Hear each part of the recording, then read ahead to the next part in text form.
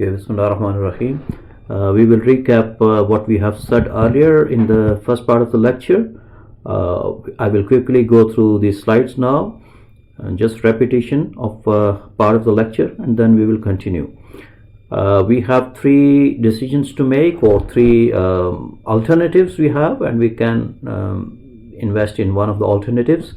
One is apartment building, another is office building, and another is warehouse. And we have the payoffs given in a table form. We have under good economic conditions the payoffs are there, and under poor economic conditions the payoffs are there for all the three alternatives. And the decision making criteria under uncertainty environment are maximax, maximin, equal likelihood, minimax, regret, and Hurwitz. Maximax is also called optimist criteria, maximin is pessimist, and equal likelihood is just equal likelihood. It's also called Laplace, and Hurwitz is called realist. So we will see these different criteria.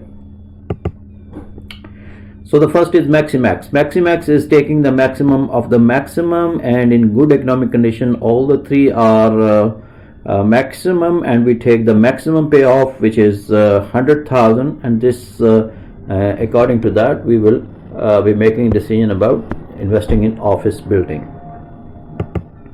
The second is maximin. Maximin is taking the maximum of the minimum. So in the minimum all the poor economic conditions all are minimum payoffs, and from that you should take the maximum, and that maximum is 30,000, which is an apartment building decision. So in maximin the decision is apartment building. Then we have a minimax regret criterion. In this one we revise the table, we revise it according to the regret or the opportunity loss. For example, in the good economic condition, if you invest in office building, the regret is 0 because the maximum payoff was 100,000. And apartment building is then the whatever the payoff was there, it was 50,000. So 100,000 minus 50,000 is 50,000 again here. That is the regret. And warehouse, the payoff was 70,000. 30,000, and the regret is then 70,000. Regret will be there. Similarly, for poor economic condition, we put the regrets, and finally taking the maximum regret and taking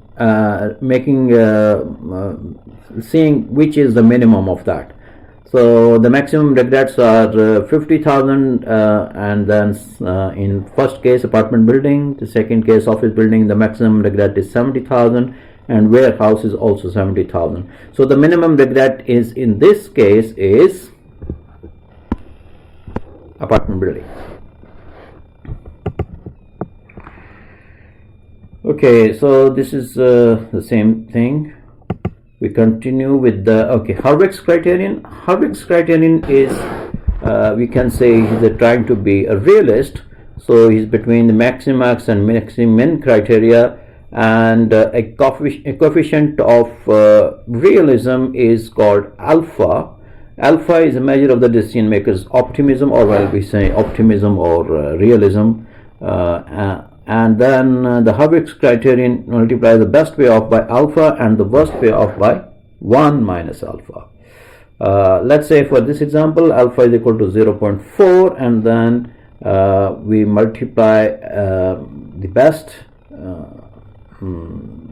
payoffs with 0.4 and the worst payoffs with 0.6, and then sum these means that you are trying to get an average of that, a weighted average. So you see the best coming over here is 38,000, and again the decision will be apartment building.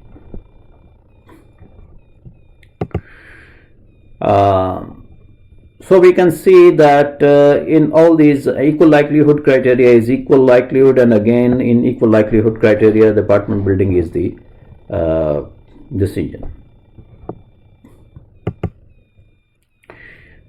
We can also see, go back to the summary if you like.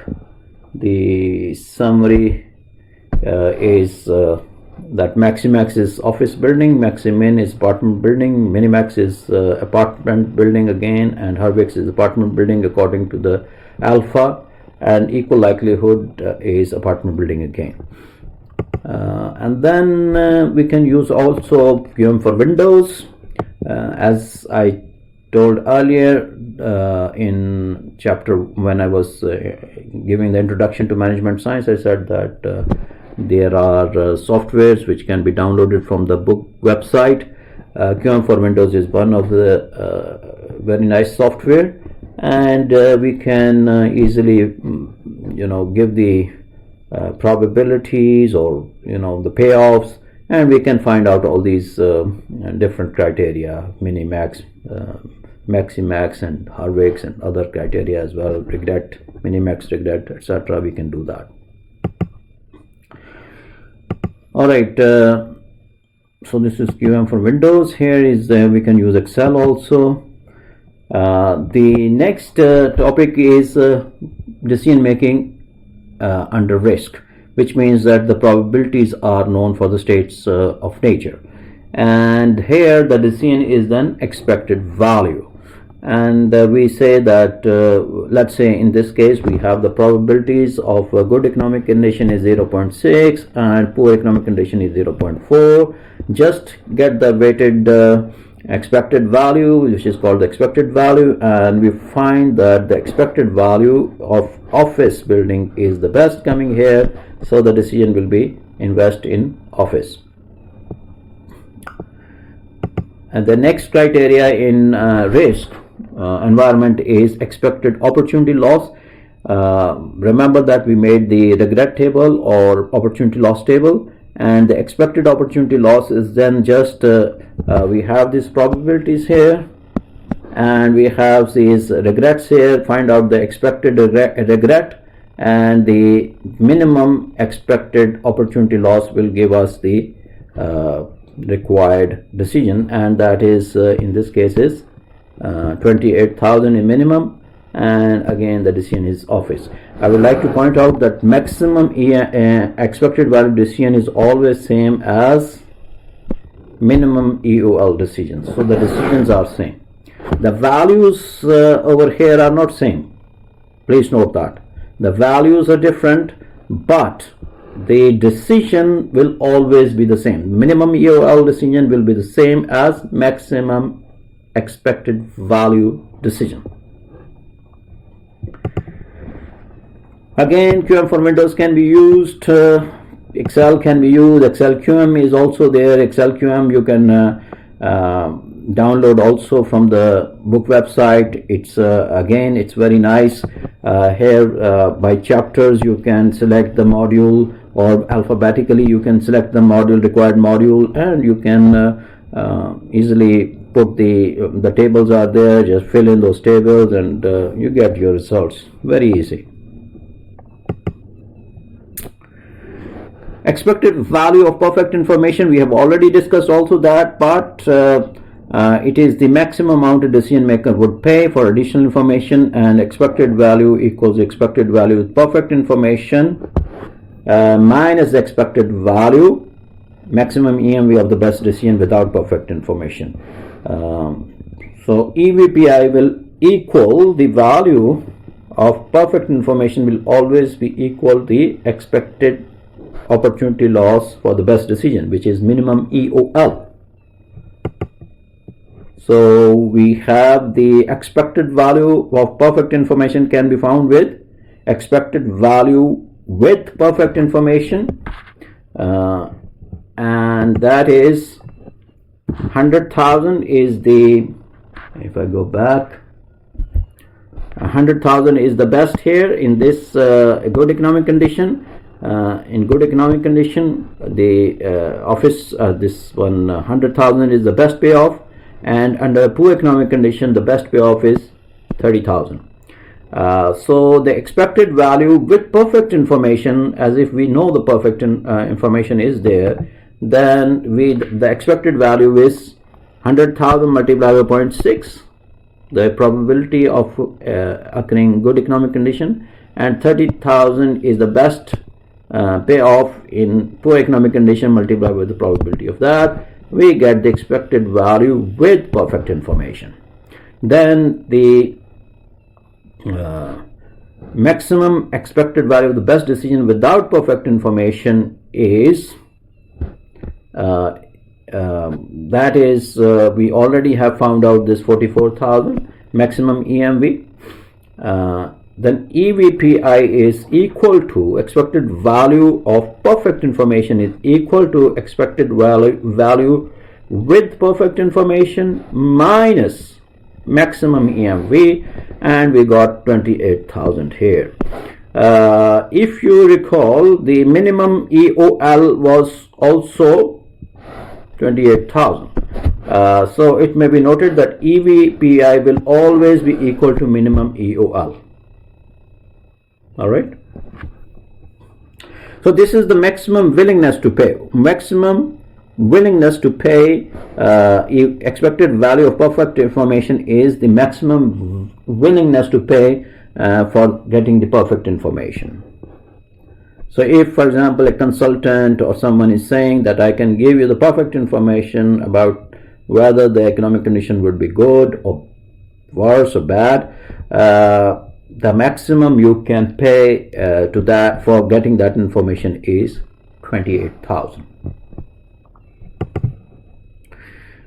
Again, the we can use QM for Windows, and actually it is not QM for Windows, it is Excel QM.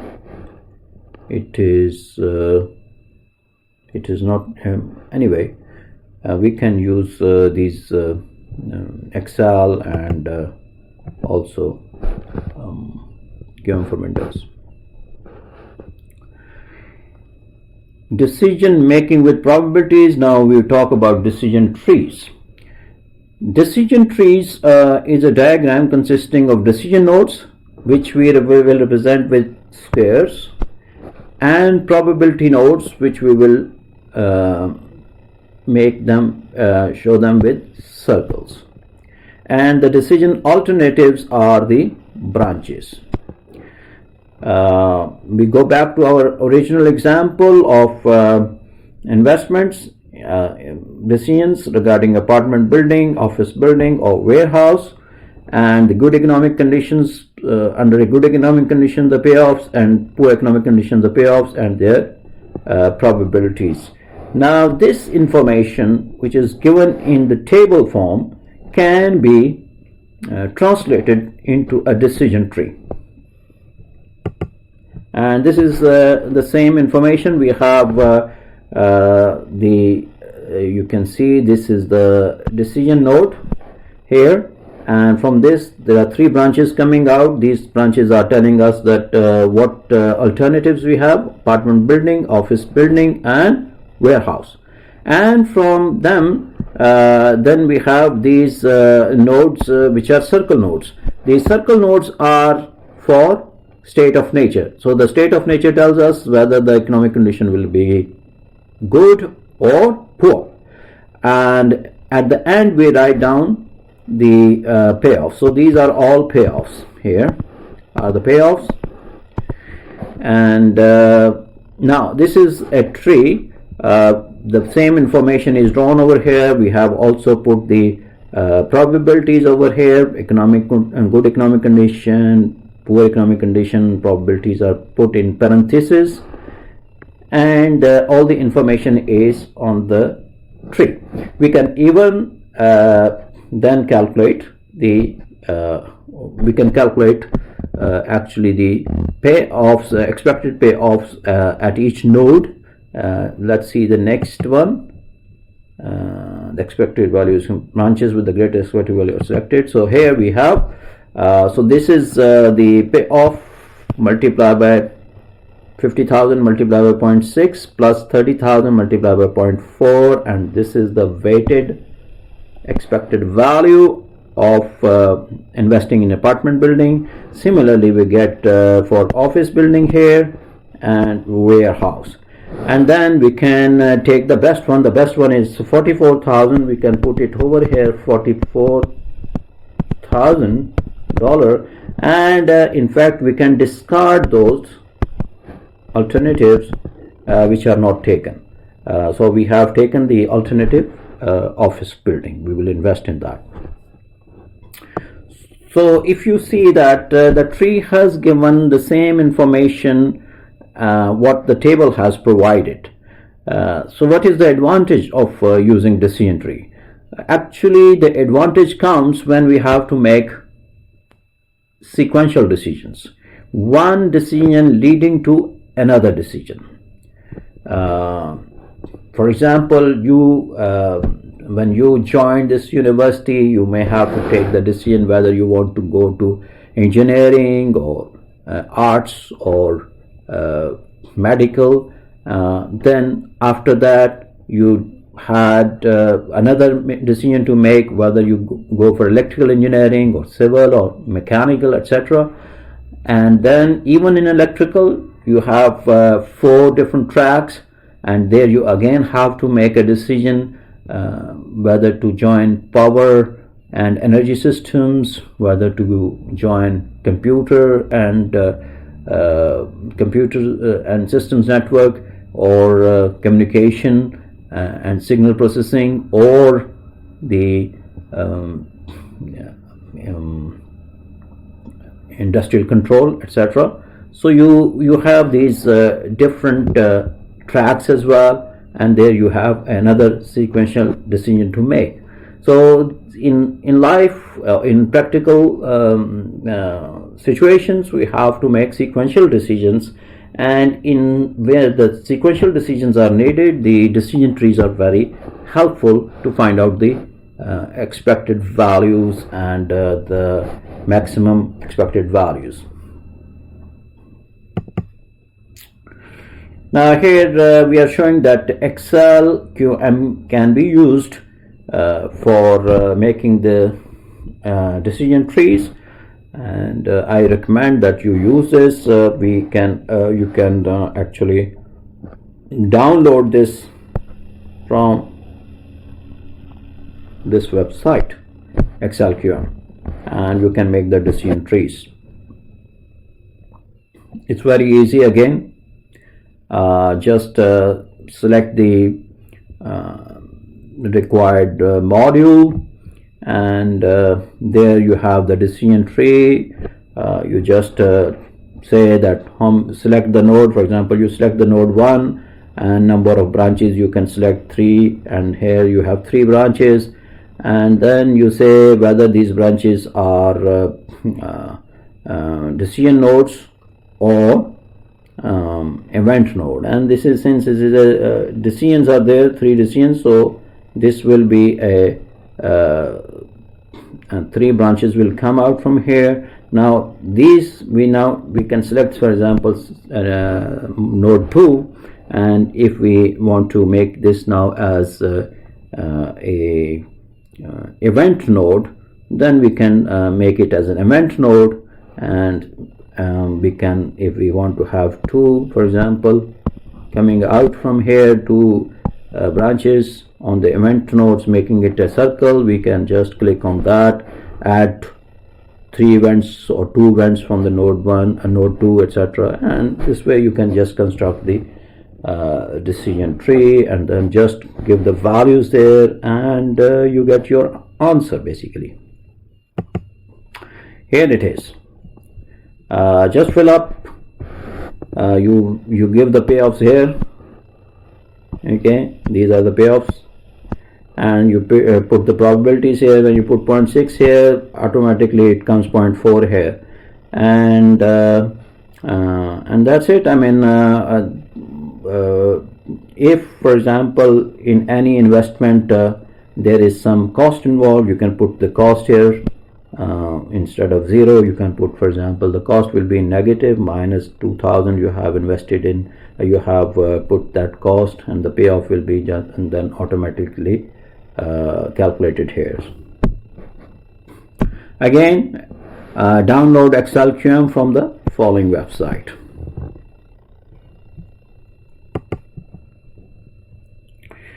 Decision trees can also be made with TreePlan. Another software is there which can also be downloaded from the same book website, and you can make these decision trees using TreePlan.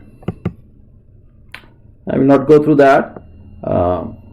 It's also user friendly, and you can do that.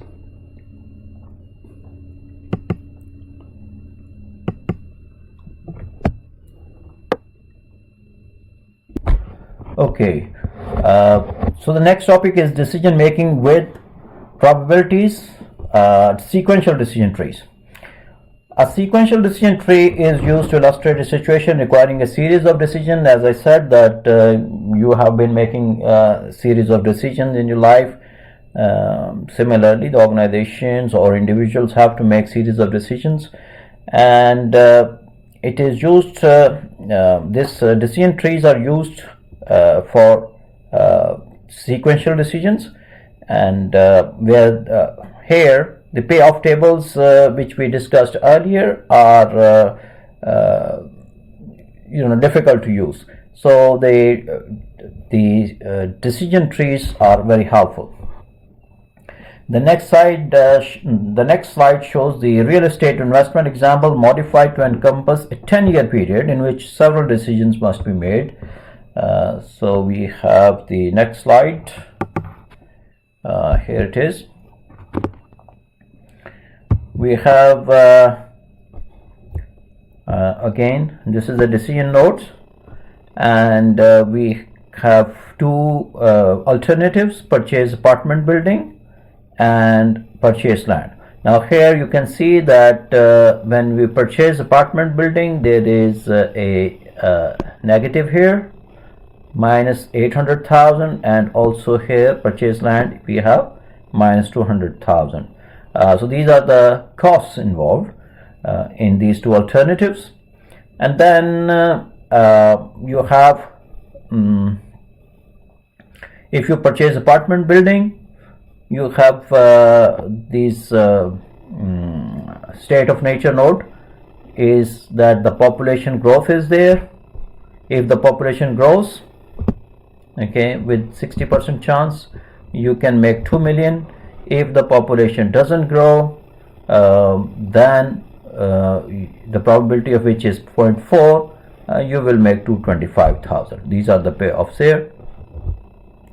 On the other hand, we have when we purchase land, we have two states of nature again. Population growth within 3 years, 0.6 chances, 0.6 probability, and if it doesn't grow in 3 years, 0.4 probability is there. Then if it grows in 3 years time, population growth, then we have from here we can build the apartment again here minus 800,000, or we can sell the land. All right, this is the alternatives we have. If we sell the land, we can make $450,000, and if on the other hand the population grow further, and remember that this is 10 years decision, if the population grow further and here the probability is higher, 0.8, then we can make up to $3 million. If it doesn't grow, then which has a lesser probability of 0.2, and then we will make 700,000. On the other hand, if initially in the first 3 years the population doesn't grow, 0.4 probability is there, then we have again two alternatives. We can either develop commercially, which will cost us $600,000, or we can sell the land And again, if the population growth is less, then of course the land price will be low. And here again, the state of nature is there. When if we develop commercially, the population may grow or may not grow. And here you see that if the initially the population growth was 0.4, less probability of growing in the first 3 years, the next 7 years or so, again the population growth is less here.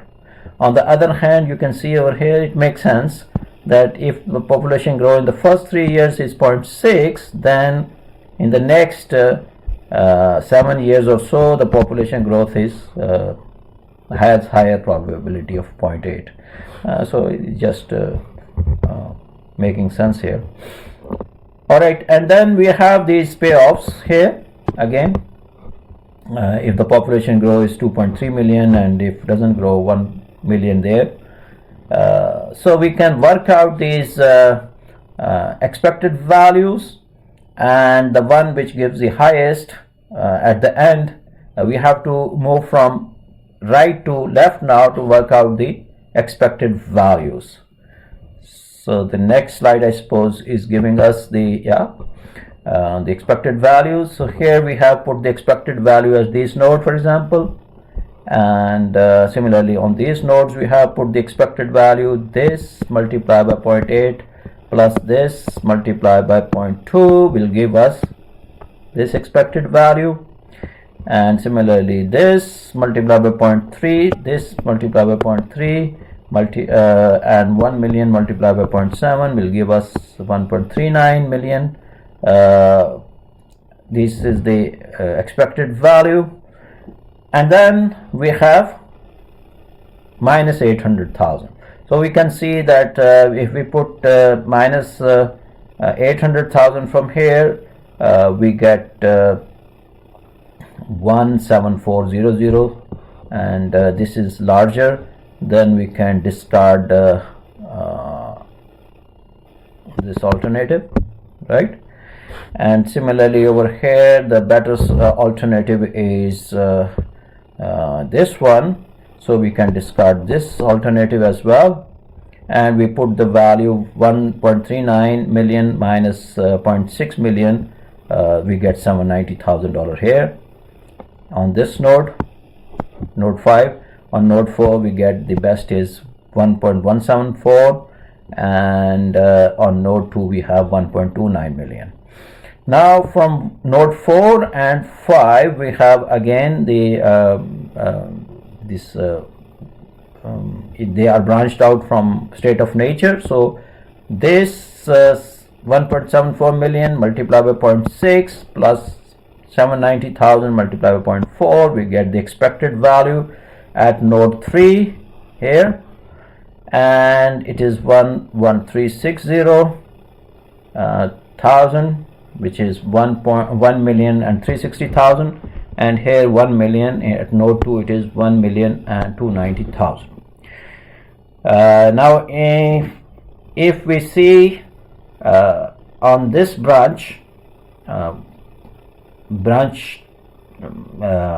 we have the node 2, it is coming from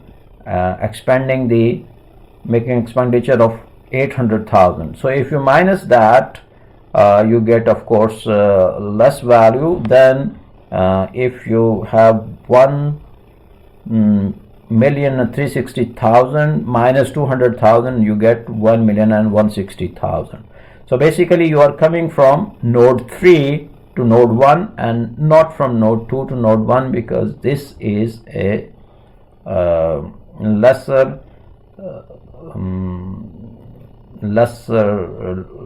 it's not lucrative.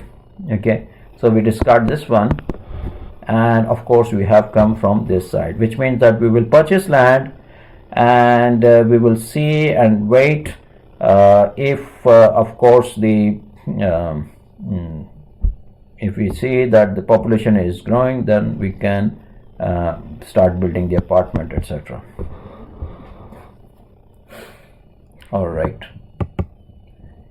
And from here these expected values are worked out, and the decision is to purchase land has the highest net expected value. That is, we can use the sequential decision tree analysis solution with Excel QM, and this is the tree made with Excel QM. Please note that in Excel QM, when you give the payoffs here, for example, this is 2 million, then at the end actually it shows 2 million minus 800,000, so it's shown 120,000 here. It's not shown 2 million at the right side.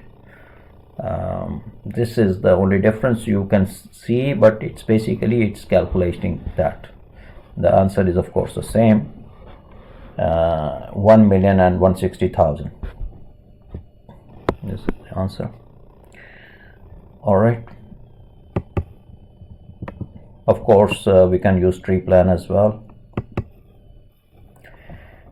Now we will talk about decision analysis with additional information, Bayesian analysis.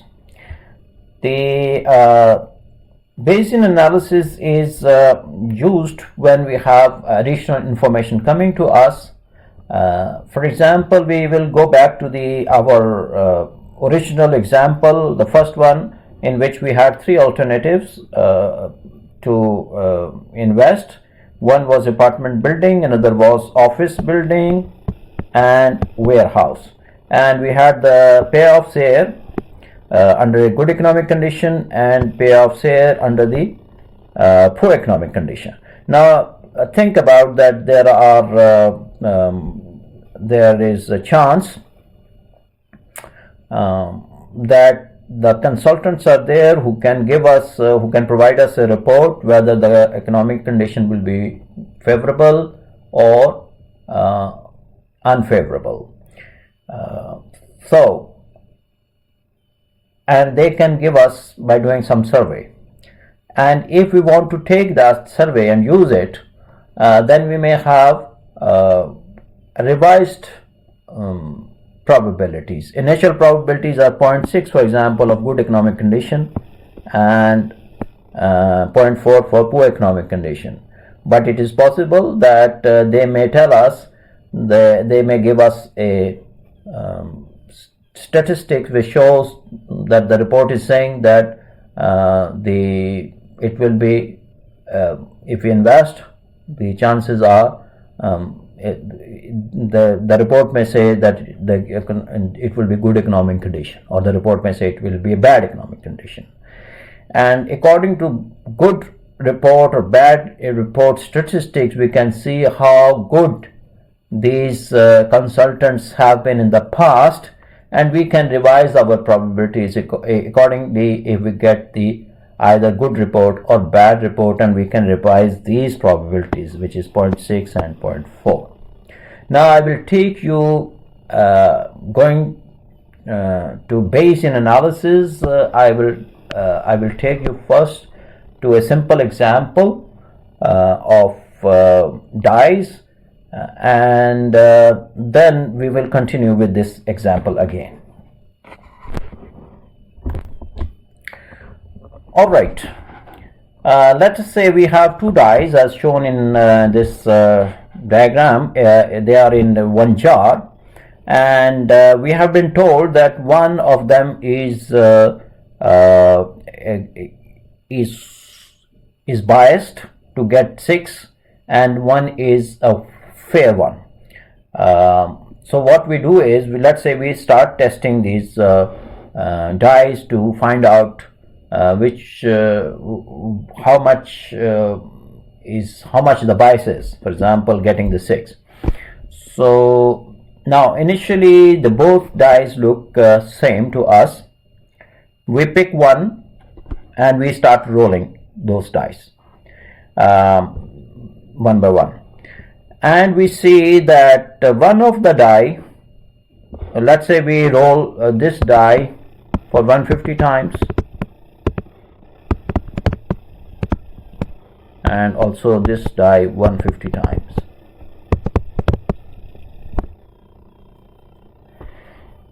Now what happens is this, that after rolling these, we found that one of the dice, let's say this die, okay, has given 90 times 6, and this die has given 25 times 6.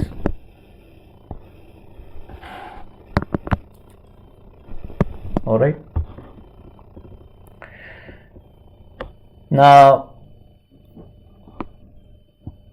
this means, and 60 times, of course, it was not 6, maybe 2, 3, etc. And here 125 times, it was not 6. So we concluded that probability of getting 6 when the die is biased, and we call it the biased one, we call it loaded, okay, is about 90 divided by 150, which is equal to 0.6. okay, and we can also say that probability of getting 6 naught, given that it is loaded, is 60 over 150, which is about 0.4. And for this die, the probability of getting 6, and apparently we are getting, it is looks like a fair one, we call it fair, it is unbiased, is for a fair die to get 6 or any face, either 2, 3 or 1 or 4 or 5, any of the side, is 1 by 6. So 25 divided by 150 is actually 1 by 6. This is a fair one. And probability of 6 naught, given that it is fair, is then equal to 5 by 6. okay, so we can actually put them in a statistics, in a table. This statistics can be put in a table like this one. We say that getting 6 and getting 6 naught, and we have here loaded, and here we have fair. Now the initial probability when we pick up, we can say is, we pick up from the jar. When we pick up from the jar, the initial probability is of getting loaded or getting fair is equal probability, is there, equal chance, 0.5, because from outside they look same, right? And here we can say that probability, I can put it in a 6, given that it is loaded, is 0.6, and probability of getting 6 naught, given that it is loaded, is 0.4. And similarly, probability of getting 6, given that it is fair, is equal to 1 by 6, and probability of getting 6 naught, given that it is fair, is equal to 5 by 6. Alright, now this is the statistics we have. The initial probability is of getting loaded or fair, if we pick one of them randomly from the jar, one of the die, then the initial probability, prior probability we call it, is 0.5. So we can say that the prior probability P getting P loaded is equal to 0.5 if we pick it randomly, and similarly getting fair is also 0.5. Now suppose we pick 1 and we rolled it. When we rolled it, we got 6. Now we want to know that what is the probability, we want to know what is the probability that it is loaded given that 6 has come. Or we may also be interested what is the probability of fair given that 6 has come. Okay. Now remember that initial probability was 0.5. We rolled it, we got 6. Now what is the probability that it is loaded given that 6 has come? We may be interested in that. And intuition tells us that the probability of loaded will be now more than 0.5. Initial probability was, prior probability was 0.5. But of course, after doing this experiment of rolling it and getting 6, we get a little bit confident that the chances are that it is a loaded one. So we should have a higher probability, okay, higher than 0.5. We should be more confident now that the chances are that the one which we have picked is loaded one. Now to get this probability of loaded given that 6 is equal to probability of loaded given that 6 is equal to, we can get it the probability of getting 6 if it is loaded multiply by the probability of loaded, okay, divide by the total way of getting 6.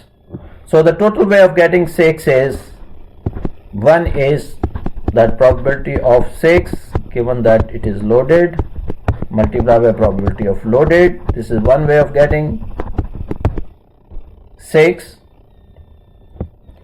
and another is probability of getting 6, okay, given that it is fair multiply by probability of fair.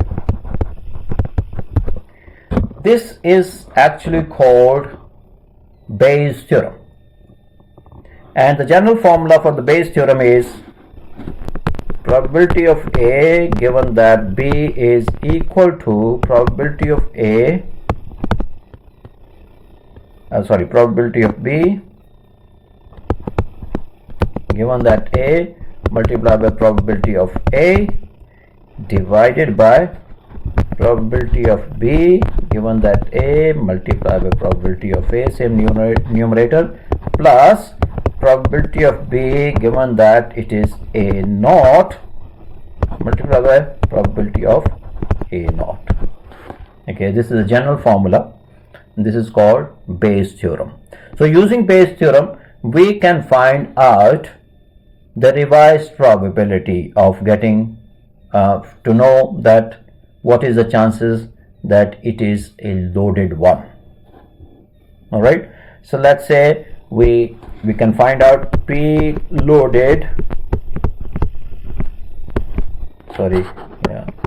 given that it is 6 has come, is probability of 6 given that it is loaded is 0.6 multiplied by probability of loaded, that was initial probability, prior probability, that is 0.5. Initially when we picked, we don't know whether it was loaded or fair, and there is 50% chance, so it is 0.5, and then divided by the same numerator 0.6 multiplied by 0.5. Oh, sorry.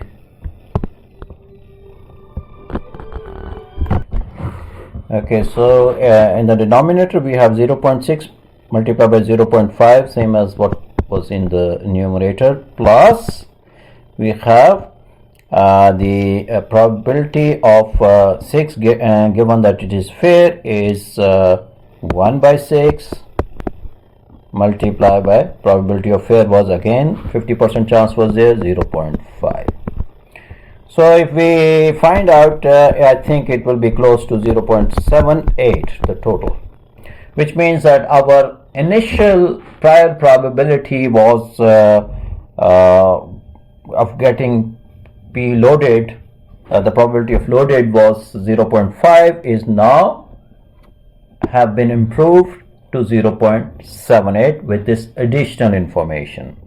So probability of loaded given that 6 has come is called a revised probability, or called posterior probability.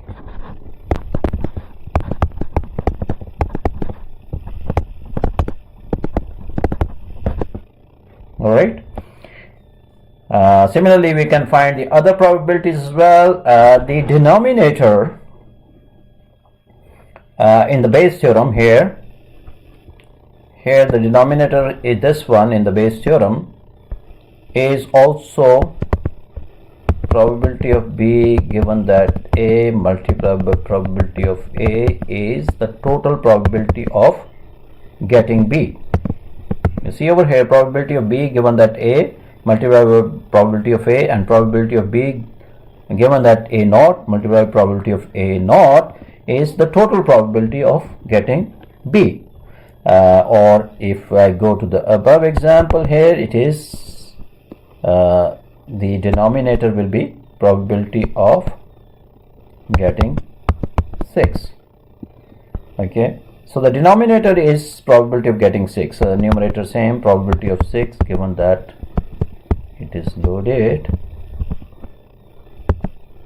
multiplied by probability of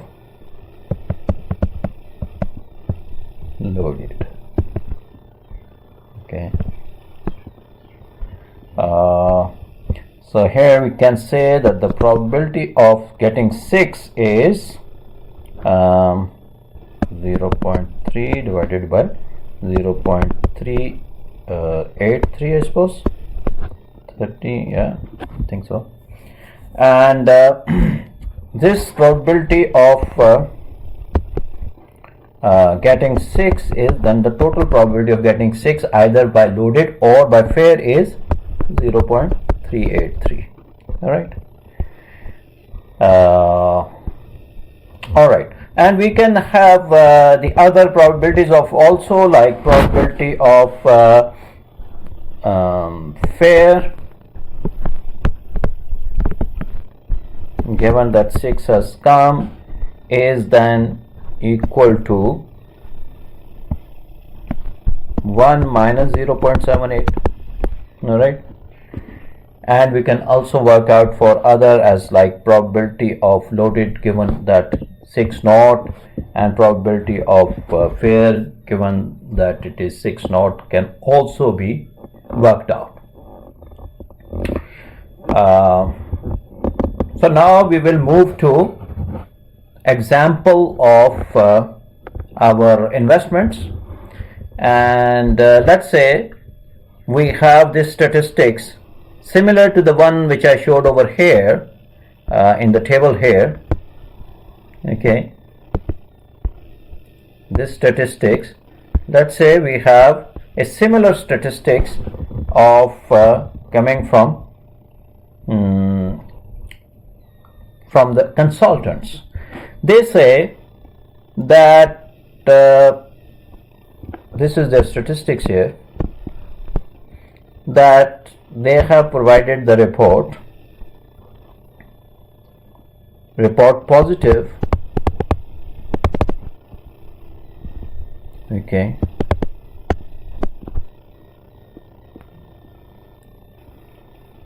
which means predicted favorable market. They say they have this is here the favorable market and unfavorable market, and they have the statistics that says that let's say they say that we have done about 250 studies, and in these 250 studies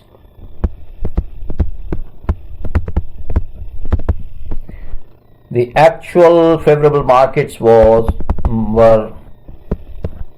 150 times and unfavorable markets were 100 times. So if we can say that initial or prior probability is 150 divided by 250 is about 0.6, and unfavorable market is 0.4. Okay, it's the same probability of the investment example. And this is their they say that 150 times they okay, now they say that they predicted in these 150 favorable markets, they predicted 120 times correctly that the market would be favorable. So 120 divided by 150 is about 80%, 0.8. So they say that their report was positive, predicted favorable market is 0.8 times. So we can say probability of positive report given that favorable market is 0.8.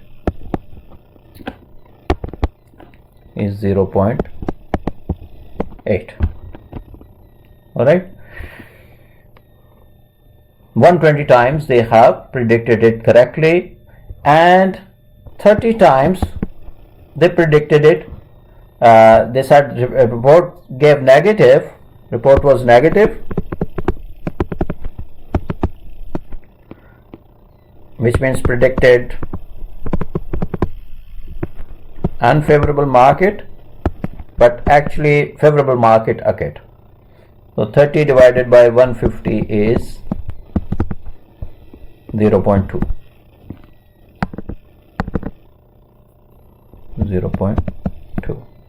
So we can say that probability of negative report given that favorable market is 0.2. On the other hand, they say that our statistics about unfavorable markets, which occurred 100 times, they say that the report predicted correctly 90 times true.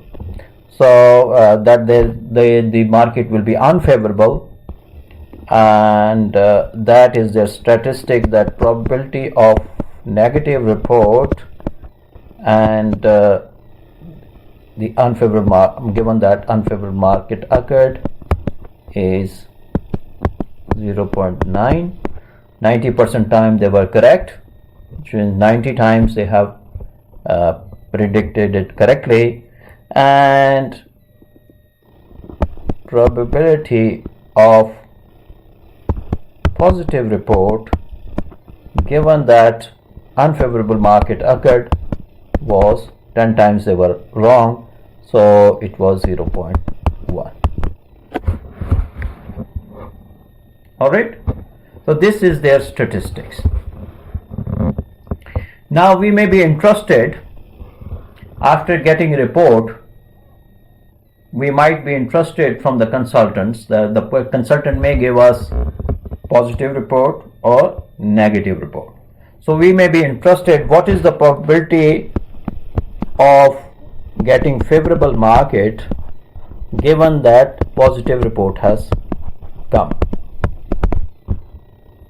Okay, initial probability is 0.6 of favorable market, but then the posterior probability given that the positive report has come, we can work out by using Bayes theorem, and this is we are interested to get. Okay, so we can easily find out these values. I will just write down these values here. I suppose probability of favorable market given the positive report has come is, okay, I will just write it down here. Probability of positive report given that favorable market multiplied by probability of favorable market, initial prior probability divided by the same probability of positive report given that favorable market multiplied by probability of favorable market plus we have probability of positive report given that unfavorable market multiplied by probability of unfavorable market. All right, so if we put these values here, which is 0.8 multiplied by 0.6 initial probability divided by 0.8 multiplied by 0.6 plus probability of positive report given that unfavorable market is 0.1 multiplied by 0.4. So what we get is about 0.923.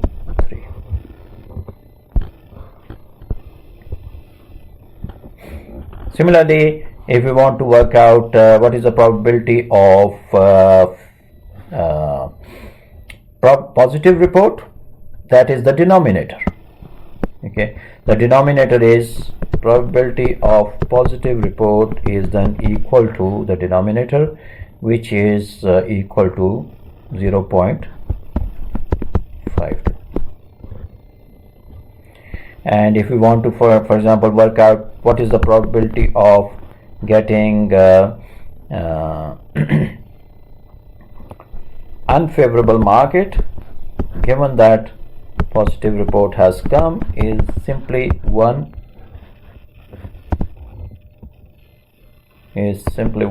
minus 0.923, which is equal to 0.077. Okay,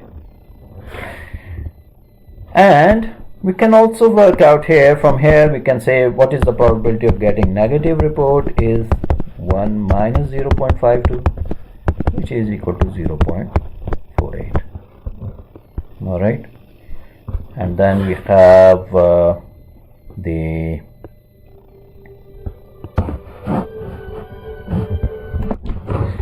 and similarly we can work out probability of favorable market given that negative report.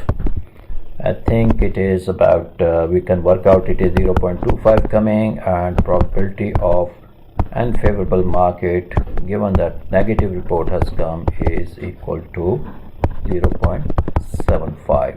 So all the necessary probabilities we have. Now we can actually work out the we have now two sequential decisions to make. First is whether to go for the report or survey, and if the survey report is positive or negative, then we have these decisions to make whether to invest in apartment building or office building or warehouse, and then again the chances of getting favorable market or unfavorable market, and then the payoffs. So we have two sequential decisions to make. First is the two decisions to make. One is the first one is to whether to go for report or no, and then whether to invest in apartment building, office building, or warehouse. So there are two levels of decisions to make. We will continue this later. Let's have a little rest.